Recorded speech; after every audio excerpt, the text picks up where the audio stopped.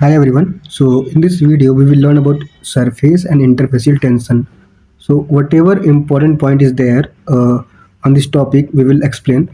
Sorry, I'll explain and usually इसमें से कहीं कहीं से क्वेश्चन से आते हैं जो कि मैं बताऊंगा आपको, जैसे HLB हो गया, सर्फेक्टेंट हो गया और सरफेस टेंशन क्या होता है, इंटरफेसियल टेंशन क्या होता है, वहाँ से क्वेश्चन आ सकते हैं।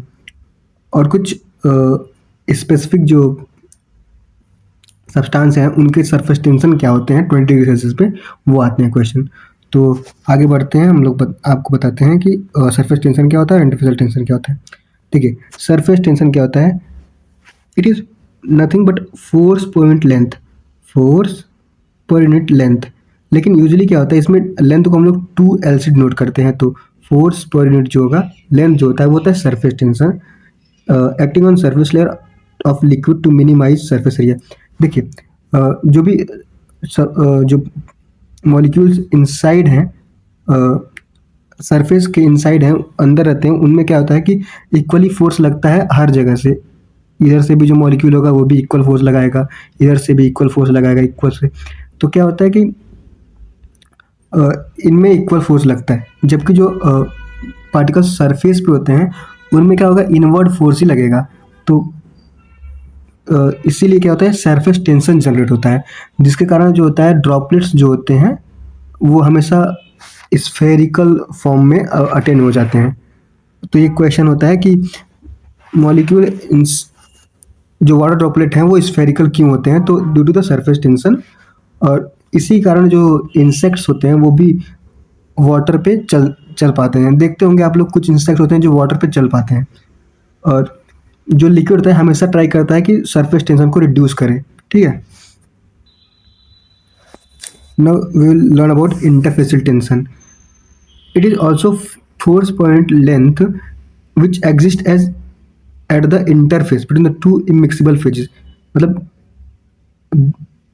दो सेम फेज में भी हो सकता है, ऐसे लिक्विड लिक्विड जो कि इमिक्सिबल है, और डिफरेंट फेज में भी, जैसे सॉलिड और लिक्विड के बीच में भी हो सकता है। ठीक है, तो अब कोहेसिव फोर्स क्या होता है? जो लाइक मॉलिक्यूल्स जो होते हैं अपने लाइक मॉलिक्यूल्स के बीच में अट्रैक्शन होता है उसे हम लोग कोहेसिव फोर्स बोलते हैं। और जो अनलाइक मॉलिक्यूल के बीच में जो अट्रैक्शन होता है उसमें हम लोग एडेसिव फोर्सेस बोलते हैं।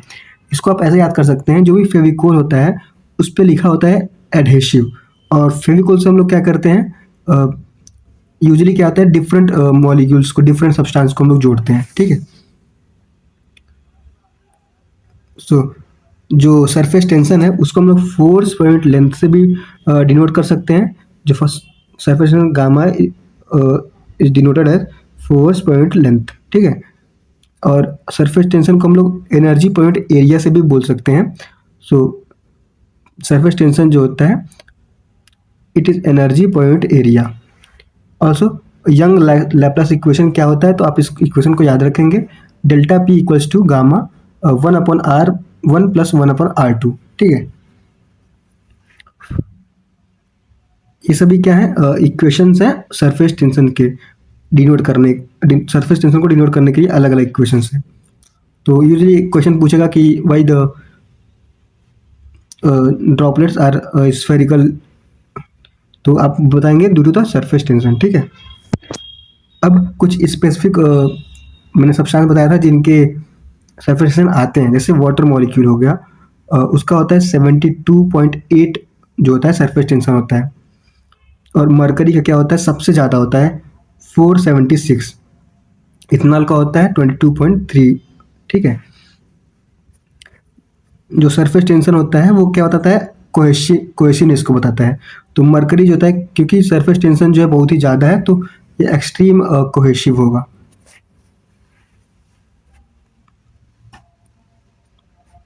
Now we will learn about surface free energy and spreading. तो स्प्रेडिंग कब होगा? ठीक है, spreading occurs if the force of adhesion between the liquid and the sub layer is greater than the cohesive forces of the liquid itself. देखिए, आपके पास अगर liquid है वो तभी स्प्रेड होगा जब एडहेसिव फोर्स जो है वो ज़्यादा हो। जब कोहेसिव फोर्स ज़्यादा होगा तो वो स्प्रेड नहीं होगा। ठीक है, तो इसीलिए इसमें देखिए स्प्रेडिंग कोफिशिएंट होता है work of adhesion minus work of cohesion होता है। ऑलवेज रिमेंबर, जब फोर्स ऑफ एडेशन जो है वो ज़्यादा होगा तभी जो है स्प्रेडिंग होगी।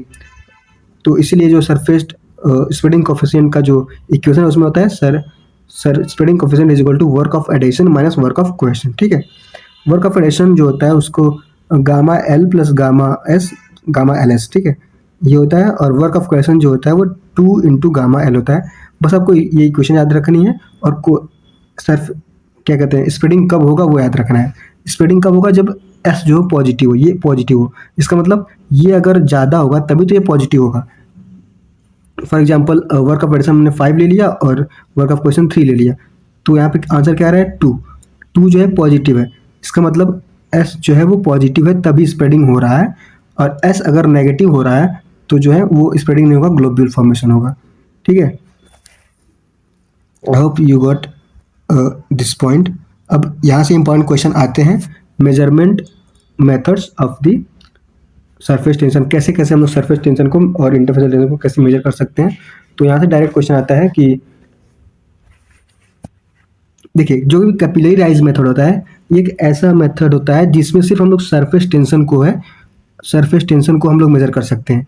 बाकी ड्रॉप वेट मेथड हो गया, drop count method, Wilhelmy plate method, Donald tensiometer, ring tensiometer जो हो गया, इनसे हम लोग सरफेस टेंशन के साथ साथ इंटरफेसियल टेंशन भी हम लोग मेजर कर सकते हैं। इसमें आप लोग को बस याद रखना है कि इनका प्रिंसिपल क्या होता है। कैपिलरी राइज मेथड में क्या होता है, जो प्रिंसिपल होता है एडहेसिव फोर्सेस जो होते हैं वो ज़्यादा होते हैं देन कोहेसिव फोर्सेस, इसलिए। और ये इक्वेशन है आपका जो सरफेस टेंशन होता है 1/2 आर रो जी एच। ठीक है, now drop weight method. Drop method में कहता है weight of drop is proportional to the surface tension. जो भी वेट होता है ड्रॉप का वो सरफेस टेंशन के प्रोपोर्शनल होता है। So surface tension is equal to weight of drop upon the 2πr। बस आपको नाम याद रखना है, कैपिलरी राइज मेथड याद रखिएगा सिर्फ सरफेस टेंशन के लिए होता है, बाकी सब सरफेस और इंटरफेसियल टेंशन दोनों के लिए होता है। Measurement methods and other methods हो गए, जैसे कि ड्रॉप काउंट मेथड, ये भी सरफेस टेंशन और इंटरफेसियल टेंशन दोनों के लिए होगा। इसको हम लोग वॉल्यूम से डिराइव करते हैं। ना विलहेल्मी प्लेट मेथड।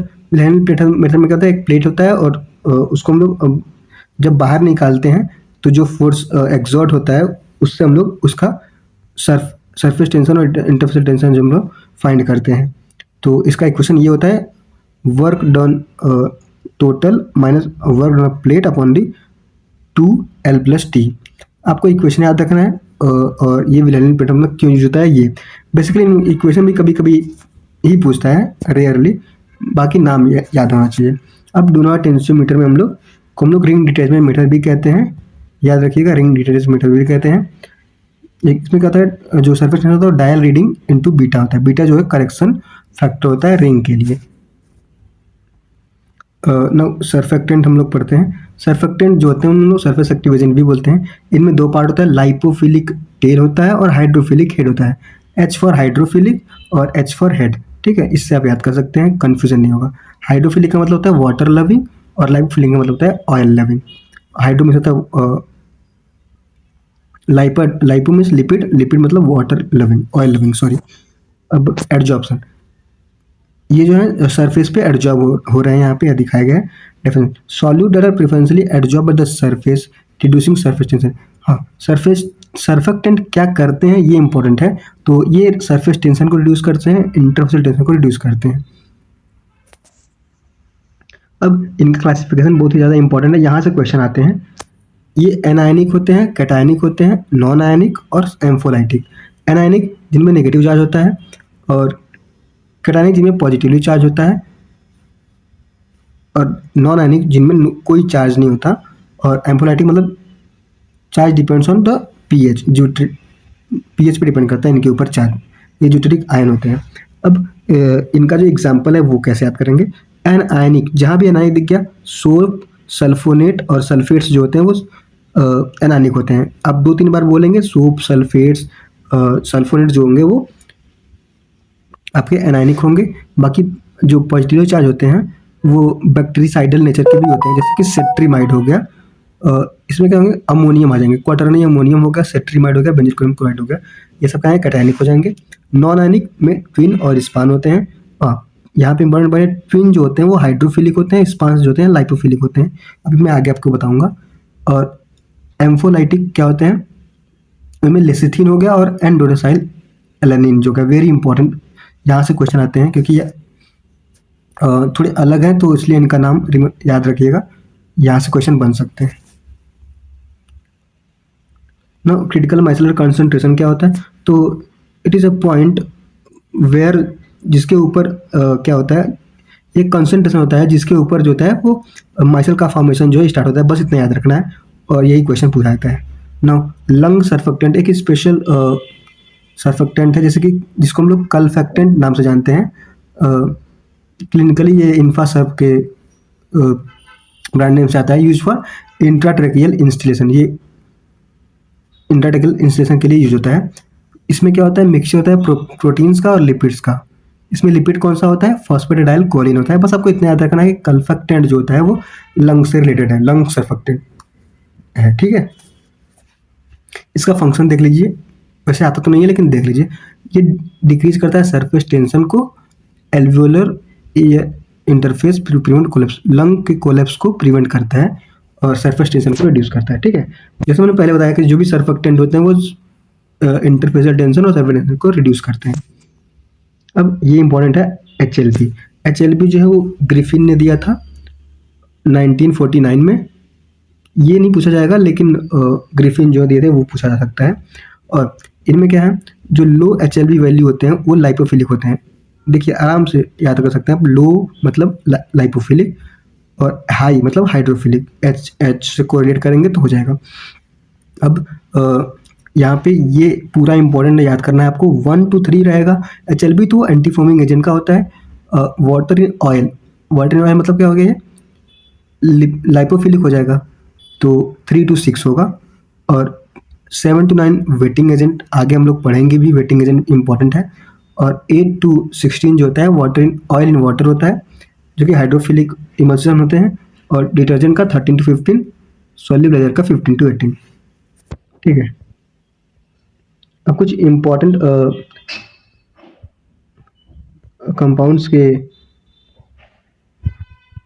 HLP वैल्यू आपको याद रखना है, अभी मैं आपको बताऊंगा। बाकी हम लोग HLP कैसे डिटरमाइन करते हैं, तो इसके फॉर्मूलाज ही आते हैं। वैसे GDC आप जहाँ भी कोचिंग करते हैं वो अपने मॉक टेस्ट में रखते हैं उनके न्यूमेरिकल्स भी, लेकिन यूजुअली पूछा नहीं जाता। ग्रिफिन मेथड में क्या होगा, ये एस्टर के लिए होता है। HLP जो होता है वो 21 minus S upon A, where S is the saponification number, acid number, इतना याद रखना है आपको। Now surfactant with ethylene oxide अगर चेन है उनके अंदर तो E plus P upon 5, very simple, where E equals to weight of ethylene oxide chain and P equals to weight of polyhydric alcohol. Group contribution method एक another method हो गया, जिसमें क्या होता है, HLP जो होता है वो sigma hydrophilic group minus sigma of lipophilic group plus 7। Sodium लोराइल sulphate का याद रखिएगा, HLP जो सबसे ज़्यादा होता है 40, वेरी इंपॉर्टेंट, कई बार पूछा गया है जीपेट और नाइपर में। अब रिक्वायर्ड HLP जो है मिक्सचर का रिक्वायर्ड HLP कैसे कैलकुलेट करते हैं वो तो मैं यहाँ पे रखा नहीं हूँ आपके लिए, लेकिन यहाँ से क्वेश्चन रेयरली पूछ जाते हैं, लेकिन आप इसको 2-3 क्वेश्चन इस पे आप सॉल्व कर सकते हैं ताकि अगर एग्जाम में आता है तो वो आपसे हो पाए। अब कुछ इंपॉर्टेंट सब्सटेंसेस के जो है HLP वैल्यू जो होती हैं वो मैं आपको बता देता हूँ। देखिए ओलिक एसिड, O से पता चल रहा है, ओलिक एसिड क्या होगा, 1 हो जाएगा। स्पांस के जो HLP वैल्यू होते हैं वो क्या होते हैं, 4.7, 4.3, 4 इस रेंज में होते हैं, मतलब ये कम होते हैं, क्योंकि जो स्पान होता है वो क्या होता है, सॉरी, लाइपोफिलिक नेचर का होता है। और ट्विन्स जो होते हैं वो हाइड्रोफिलिक नेचर के होते हैं। तो ट्विन्स जो क्योंकि हाइड्रोफिलिक नेचर के हैं तो उनका HLP जो होगा हाई होगा 8 to 16 के रेंज में, और स्पान्स का जो HLP होगा वो 3 to 6 के रेंज में होगा। आप इससे ऑप्शंस को कोरिलेट करके आप आंसर निकाल सकते हैं उससे। और जो ट्रेगाकेंट का होता है वो 13 होता है, और ट्रेगाकेंट 13। गम अकेसिया 8, 6 को रेट करेंगे तो 8 हो जाएगा। कुछ इंपॉर्टेंट हैं जो मैं आपको बता दे रहा हूँ। और पोटेशियम ओलिएट का होता है 20, बाकी आप याद कर लीजिएगा, लैकमैन वगैरह में टेबल होगा। अदरवाइज आप अगर किसी कोचिंग का जैसे जीडीसी वगैरह का देख रहे हैं तो उसमें से आप याद कर सकते हैं। सभी सरफेस एक्टिविजन का याद करना मुश्किल है, लेकिन आप इसे कुछ कुछ का याद कर लीजिए जो कि इम्पोर्टेंट है। अब यहाँ से फिजिकल एडजॉर्प्शन क्या होता है, इसको हम लोग फिजिक्स ऑप्शन बोलते हैं, केमिकल एडजॉर्प्शन केमिक्स ऑप्शन बोलते हैं।